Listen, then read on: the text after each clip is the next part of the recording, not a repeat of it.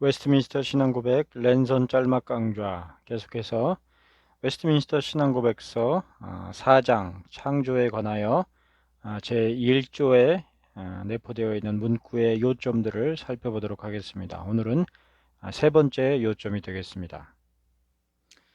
자, 웨스트민스터 신앙고백서 제4장 1조의 세 번째 요점은 하나님께서는 이 세상의 만물들을 무로부터 창조하셨다. 이 문구에 관한 것입니다. 즉, 이 세상은 무에서부터 아무것도 없는 데서부터 시작된 만큼 우연적일 수 없으며 오직 하나님께서 그러한 무로부터 모든 것들을 창조하셨다라는 요점이 되겠습니다.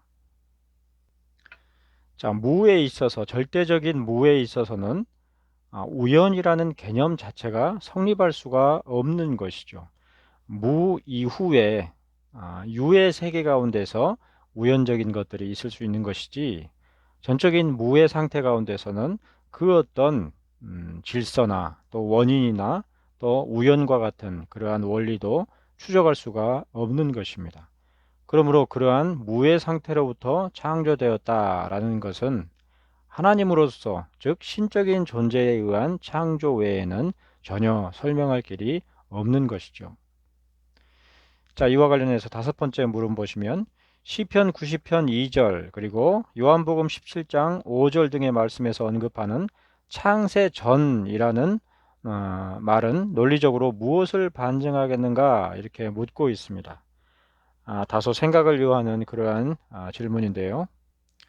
자, 그러나 본문 말씀, 성경 말씀을 살펴보면 그 가운데서 충분히 답할 수 있는 그러한 문제가 될 텐데, 시편 90편 2절 말씀을 보시면 산이 생기기 전 땅과 세계도 주께서 조성하시기 전 곧 영원부터 영원까지 주는 하나님이시니이다. 그러니까 영원부터 영원까지라는 말은 절대적인 영원이죠. 초시간적인 그러한 가운데서 하나님이시다, 주는 하나님이시다 이렇게 기록하고 있는 말씀이고요. 또 요한복음 17장 5절 말씀은 아버지여 창세전에 내가 아버지와 함께 가졌던 영화로서 지금도 아버지와 함께 나를 영화롭게 하옵소서, 이러한 주님의 말씀이 기록되어 있는 본문입니다. 그 가운데서 창세전에 라는 언급이 있는데요. 이러한 요한복음 17장 5절 말씀과 시편 90편 2절에 세상을 조성하시기 전 그러한 문구들 가운데서 곧 만물이 있기 전에 전적인 무의 상태를 반증해 주는 것이 바로 창세 전이다. 이렇게 이해할 수가 있겠지요. 자, 설명 부분을 보시겠습니다. 우리의 개념으로는 창조에 있어 무로부터의 창조를 이해하기가 매우 어렵습니다. 왜 그렇습니까? 전적인 무의 상태가 어떤 것인지에 대하여서 우리는 생각할 수는 있지만 그것을 전적으로 확인할 길이 없죠. 우리가 경험할 수 있는 것에서는 형성밖에는 생각하지 못하기 때문입니다. 반면에 창조라는 것은 절대적인 무에서부터 시작되는 것인데 우리의 이성으로는 아무것도 없는 가운데서 무엇이 창조된다는 것은 쉽게 납득될 수가 없는 개념인 것입니다. 우리가 흔히 무에서 유를 창조한다 그런 말을 쉽게 사용하지만 그러나 이 피조세계 가운데서, 이 세상 가운데서 전적인 무 가운데서 창조되는 것은 없죠. 무엇인가 요소가 있고 또는 원인이 있는 가운데서 그것의 결과로서 만들어지는 그리고 창출되는 그러한 것들이 있을 뿐이지 전적인 무에서부터 유가 창조되는 그러한 예는 피조세계 가운데서는 없는 것입니다. 그러므로 앞에서 언급한 삼위일체 하나님의 속성 가운데서 작정이든 창조든 비로소 시작될 수 있음을 상기해 볼 필요가 있는데, 그처럼 전적인 무 가운데서 유로 세상을 창조할 수 있는 분은 하나님 뿐이시죠. 전능하시고 무한하신 하나님 뿐이시라는 것을 상기해 볼 필요가 있는데요. 무에서부터의 창조란 결국 하나님의 전능하심을 함축하고 있는 개념이다라는 것이죠. 자, 한편 무로부터의 창조라는 것은 기본적으로 하나님의 창조 사역이 수단이나 도구가 없이 이루어진 것을 상징적으로 나타내 주는 그러한 개념입니다. 그러니까 어떤 원인이나 어떤 수단이나 혹은 도구가 없이, 그에 반해서 피조세계의 모든 일들은 어떤 원인이나 수단 혹은 도구로 말미암아서 무엇인가 다른 것이 양산되는 그러한 개념이죠.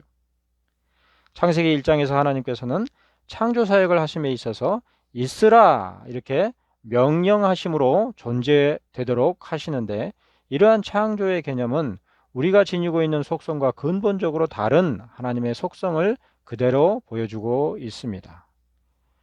예컨대 우리는 어떤 명령으로서 무엇인가를 창조하거나 창출할 수 있는 그런 존재가 아니죠.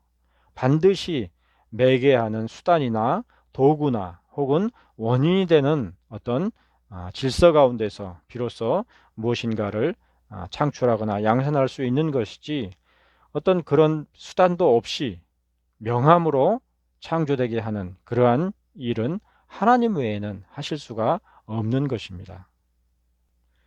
그러므로 이러한 무로부터의 창조에 대한 신앙 고백의 문구는 단순히 성경의 문맥들을 정리해서 나열하는 그런 정도에 그치는 것이 아니라, 정말 하나님이 어떤 분이신지를 정말로 절절하게 실감할 수 있는 그러한 논제라고 볼 수가 있는 것이죠.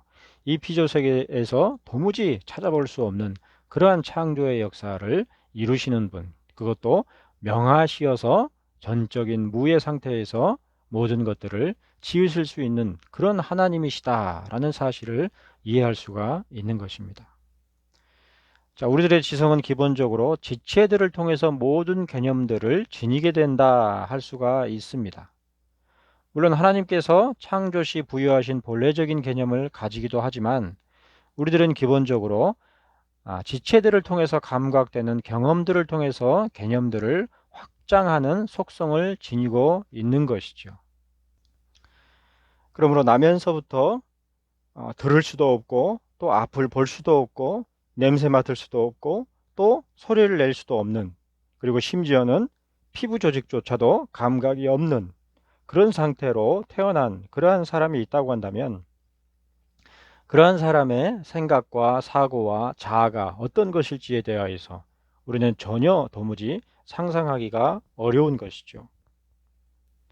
자, 그러한 우리들과는 다르게 영이신 하나님께서는 모든 개념이나 속성에 있어서 영원하며 무한하시기 때문에, 바로 그러한 하나님의 속성을 배경으로 절대적인 무로부터의 창조, 즉 아무런 수단이나 도구가 존재하지 않는 가운데서의 창조가 가능한 것입니다. 하나님만이 하실 수 있는 일이 바로 전적인 무로부터의 창조라는 것이죠.